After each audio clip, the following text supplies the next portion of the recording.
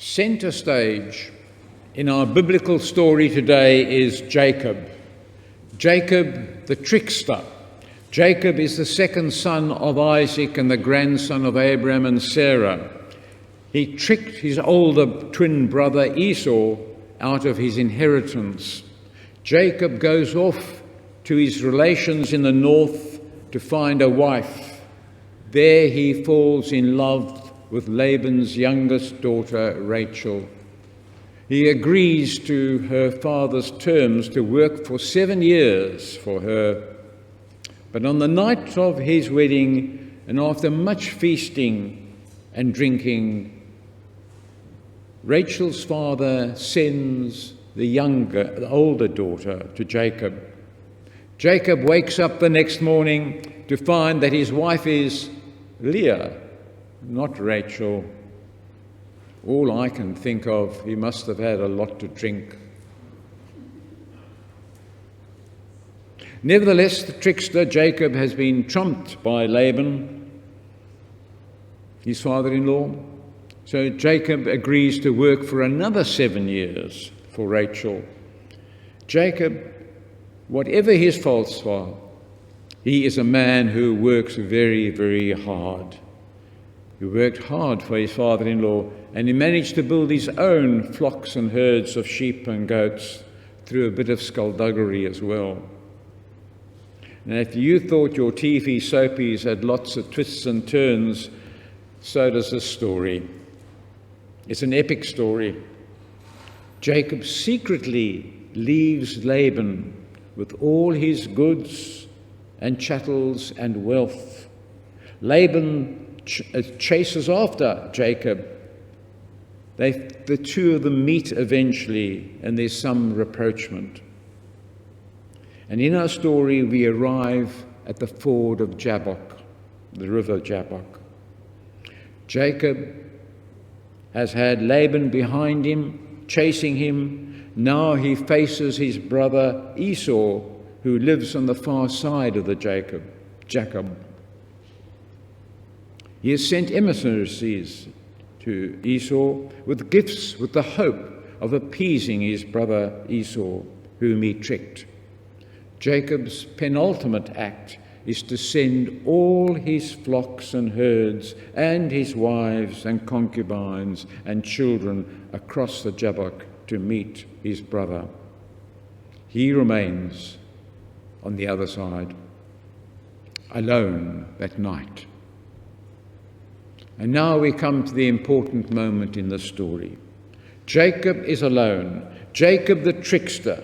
Jacob the wealthy owner of goods and chattels. Jacob the hard worker has strived through his working and conniving to build wealth and prestige. Now he must make his peace with his brother Esau. He has sent all that he owns and controls across the river to Esau. He is alone now. He's alone with himself, his demons. And we might say that some of his demons are his doubts and his fears of how Esau will react to him. Other demons could be his possible guilt as to how he has manipulated situations. Despite all he has achieved through hard work, he is now alone and vulnerable. And in the night, a stranger comes and wrestles with him. This is an epic wrestling match. It lasts the whole night. Finally, he lets go of his opponent after receiving a blessing. The biblical story tells us Jacob said, "I will not let you go unless you bless me." So he said to him, "What is your name?" And he said to Jacob, "What is your name?" And then he said, "Jacob." Then the man said, "You shall no longer be called Jacob, but Israel, for you have striven with God and with humans and have prevailed." And then Jacob asked him, "Please tell me your name." But he said, Why is it that you ask my name? And there he blessed him. So Jacob called the place Peniel, saying, For I've seen God face to face, and yet my life is preserved. The sun rose upon him, and he passed Peniel, limping because of his hip. This is a pivotal story for Israel, the people of God, the nation of God. Jacob is now called Israel, meaning that he has striven with God. And Israel has 12 sons through his wives and concubines. Those sons form the 12 tribes of Israel. Israel has wrestled with God and received the blessing. And Israel, the nation, continues to wrestle with God as we do. What do we make of this story for us today? Interesting, yes. Questions may arise, yes. But there are a few lessons we can take from the story. The first is about hard work. Hard work is not the answer to everything. Even when hard work produces success, one still has to deal with our inner selves. Hard work may provide financial success, but it's not the answer to life. Hard work is one of capitalism's lies, that lie that tells you if you work hard enough, you will succeed. At best, that is only partly true. Some still work very hard, but never receive the rich rewards that rest in capitalism's treasure box. Marina Pryor, one of Australia's, I think, great opera singers, tells her conversion story, and it also reminds us of where hard work takes us and doesn't take us. She gives her testimony and says that when I was brought up in the church, and in my teenage years I gave my life to Christ. I committed myself to Jesus. And then as my career developed, I went less and less to church, and I wandered away. And I became a very successful singer. I had talents and looks and all one needs. But I began at night to be terribly restless. I had no rest when I was alone. I was troubled. Until I finally returned to my faith and made a commitment to God. Jesus said to us, you will not live, humankind cannot live by bread alone. The second truth is Jacob's limp. It is a reminder that to face the truth that God, with which God confronts us, may leave scars, may leave deep memories. The process, the journey can be painful. We too may carry scars, limps that remind us of our failures and the significant turning points in our lives. The Aboriginal culture may help us understand Israel's limp. In the First Nations culture, they have a process for punishment and payback. And this can involve spear throwing, where they spear the calf or the thigh of the offender. And when this happens, two things take place.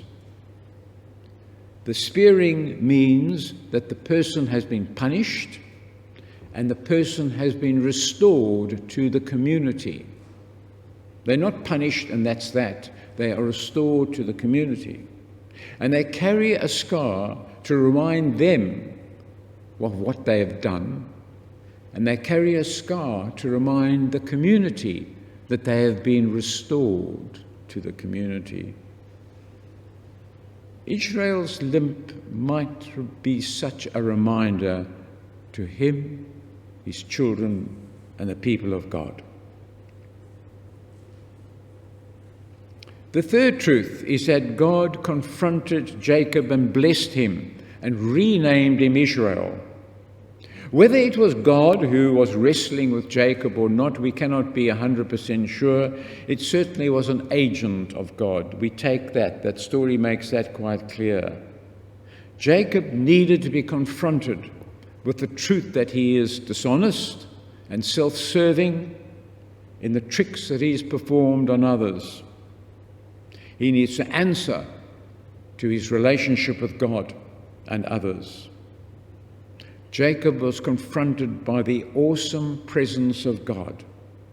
This is the other side of God we need to remind ourselves of. So often we see God as a friend and a comforter, and rightly so. But that's not only what God is like. God's nature is awesome, powerful, at times frightening. So Jacob is there, alone, away from his family, his servants, his wealth. He is alone, he is vulnerable, and he faces the dark night, realizing that his hard work has not saved him. In his wrestling with God, Jacob hangs on to the man until he is blessed. And that too is a sign to us. He holds on. He will not let go until he is blessed. He realizes that he needed the blessing of God. His hard work had not saved him. Neither should we think we can live the Christian life without facing the truth of our foolishness, our pride, our arrogance, our willfulness. And sometimes in facing the truth, we face also our own injuries that scar either our bodies or our consciousness.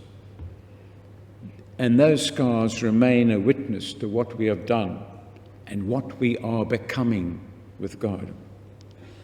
My Christian friends, the aim of the Christian life is not simply being a regular church attendee or a contributor to the finances and needs of the church in both its worship and service to others, nor to live a good life, whatever that may mean, nor to be a kind person.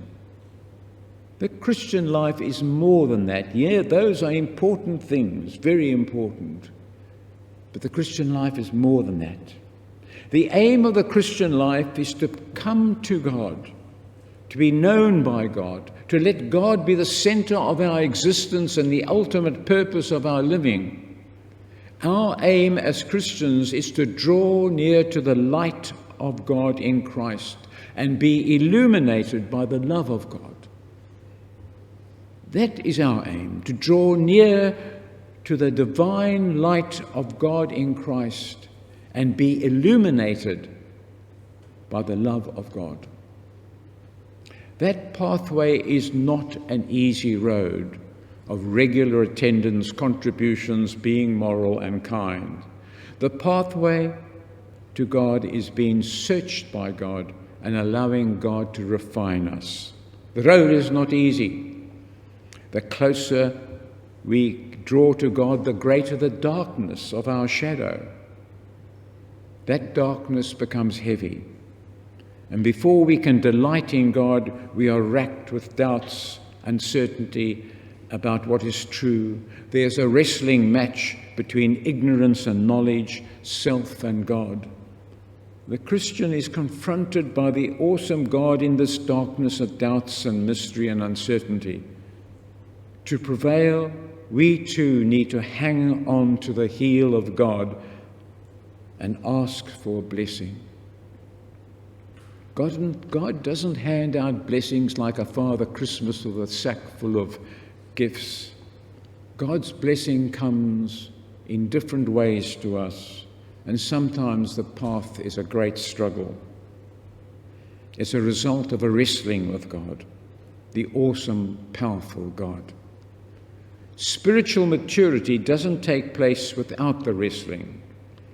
One of the saints of the church, St. John, but also St. Teresa and others would say something very similar, describe the process of the spiritual life as like a log burning on a fire.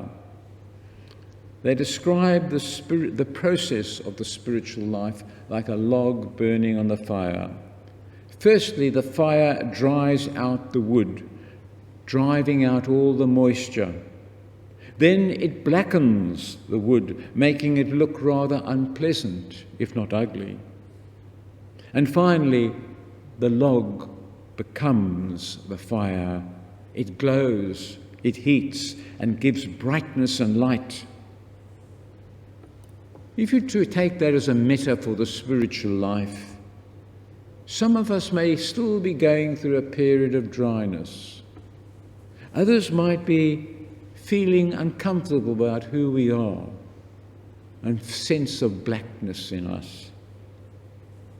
And some of us may be at that point where we are beginning to glow from the heat and the brightness and the light. I also want to suggest that we go through these stages from time to time, and it's not just one journey at one point in our life. At what stage do you think you may be? Jacob, Israel, helps us to see this. If you are feeling dry as a Christian or ugly like a blackened log, you may merely be drawing closer to God. You may not be far from God. You may actually be closer than you think. And you may be just before that time where you will begin to be like the fire of God's love, to burn brightly, warming and giving light to others. This is the true spiritual life, being God's log on the fire of God's love. Remember that our aim as Christians is to draw near to the divine light of God in Christ and be illuminated by the love of God.